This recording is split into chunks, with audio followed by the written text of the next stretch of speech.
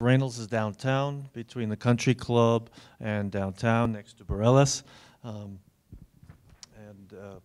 some of our programs, I'll give you a little bit of my background. I was a vice president and then a president from about 2006 to about 2012, and I haven't been on the board since then. And back in 2006, 2007, we decided to collectively as a board to be proactive rather than reactive in everything we did. So we started choosing life, as it were, and choosing our problems and choosing our passions. Some of those things were National Night Out. We set up neighborhood association swim days at our a local swimming pool. We began to invite speakers of interest and themes that the neighbors were interested. We began rendezvous. We call them Raynolds rendezvous, which we invite neighbors to come and support local businesses in our neighborhood. And each and every one of these activities is an opportunity for neighbors to sit and shoot the breeze with no agenda. It's not a meeting. There are no board issues. It's just neighbors getting together. And that was our goal. Our goal was to stitch our community together so that when we had an issue, we could say, "Hi, Alicia, how are you? Nice to see you again." And it makes a big difference because on the day that Alicia and I need each other, if we have a pre-existing relationship, it's so much easier because there's a little bit of trust there and we have a sense of who the other people are in those neighborhoods. Those are some of our internal, people volunteered. Some people wanted to start a float in the Twinkle Light Parade. That came out of our membership. And we said, yeah, go for it. And what those people did, they contacted the local middle school, Washington Middle School, and got the kids involved. And all of a sudden, we had participation in the 50s, 60s, 70s, because we had parents and kids. And I'm not creative. I wasn't interested in this project at all. To me, it's nerdy and creepy, and I didn't want to make it. I didn't want to do it. So I stayed out. But I kept my mouth shut and let the people who wanted to do it engage. And they made beautiful, beautiful floats, and they had a blast, and they were recognized by the city. And it was a really, really good community building activity. From within that, we also began external outreaches. Those are some internal ideas that we had. Our external outreach and cooperation, really simple thing, was those of us on the board at the time started attending board meetings of our neighbors. So those neighborhood associations that are adjacent to us. I went to Borellis Neighborhood Association meeting.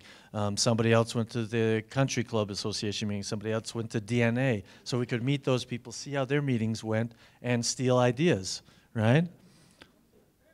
And build those relationships. And it was super helpful. For example, not long after I went to the Country Club meeting, a developer came to our neighborhood, Raynolds, and they ignored our sector plan, and they began to cut the sidewalks and build what they felt like building, and it didn't go at all with our neighborhood association. And we immediately had allies that would call, hey, do you know what's happening over there? And we called our people in the city, at city council, and we called planning, and they were very quickly overwhelmed, and they lost a lot of money on their project, and I feel bad for them, but talk to the neighborhood.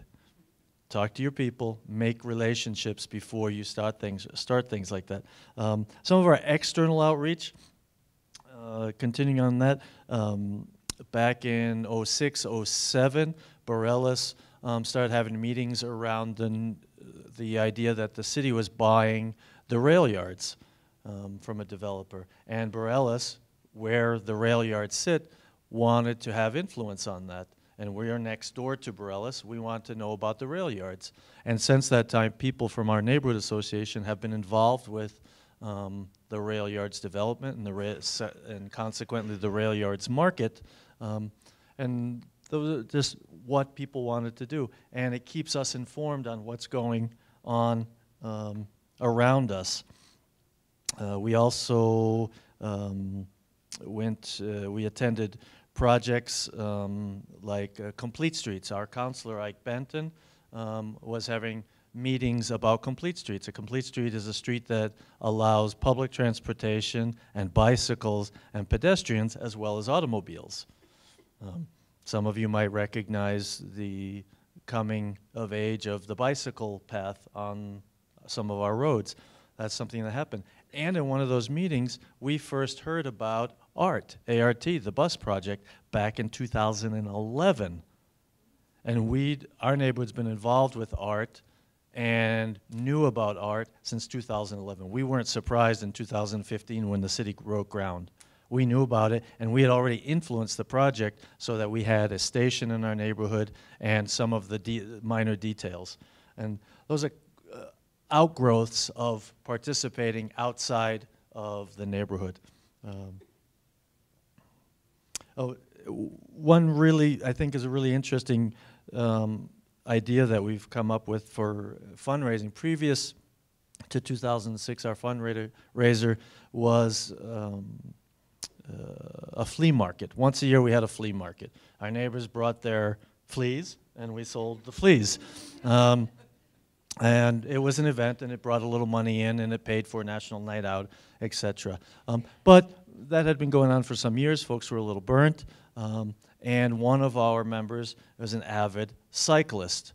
And he really liked the idea of bike valets. And we noticed that the downtown growers market in Robinson Park didn't have a bike valet. I said, hey, wonder if we can do that. That's going from one fundraiser a year to 26 Saturdays. A big commitment. It needed a core group of people to anchor that, but something really nice has happened out of that. Not only are our coffers full because people tip us, and we only take tips, so we make maybe 50, 60 bucks on a Saturday, but that bike valet has become a hangout for neighbors. People come in, they drop their kids off with us, they park their dogs, they come and park bikes for a half an hour, they volunteer, they engage, and it's not a meeting, and there are no board members, and no structure that scares people. It's just neighbors helping out neighbors in a really casual situation. Thank you.